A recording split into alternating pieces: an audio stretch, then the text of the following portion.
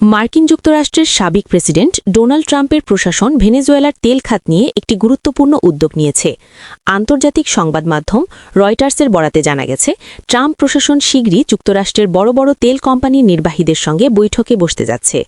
এই বৈঠকের মূল উদ্দেশ্য হল ভেনেজুয়েলার তেল উৎপাদন কিভাবে দ্রুত বাড়ানো যায় এবং সেখানে মার্কিন তেল কোম্পানিগুলোর পুনরায় বিনিয়োগের সুযোগ তৈরি করা।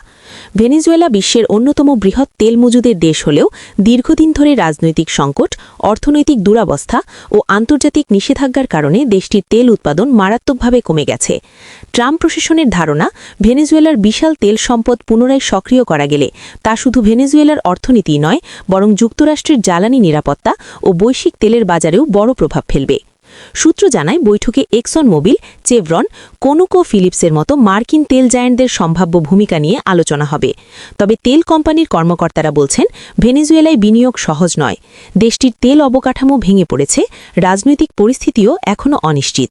বিশ্লেষকদের মতে এই বৈঠক শুধু ব্যবসায়িক নয়, এটি একটি বড় ভূ-রাজনৈতিক কৌশলের অংশ। ভেনেজুয়েলার তেলের ওপর প্রভাব বিস্তার মানে ল্যাটিন আমেরিকায় যুক্তরাষ্ট্রের কৌশলগত অবস্থান আরও শক্ত করা। তবে সমালোচকরা বলছেন, সামরিক ও রাজনৈতিক হস্তক্ষেপের পর তেল নিয়ে আলোচনা মানবাধিকার ও আন্তর্জাতিক আইনের প্রশ্নও তুলছে। সব মিলিয়ে ভেনেজুয়েলার তেল ঘিরে ট্রাম্প প্রশাসনের এই উদ্যোগ আন্তর্জাতিক রাজনীতি ও বৈশ্বিক জ্বালানি বাজারে নতুন উত্তেজনা সৃষ্টি করেছে।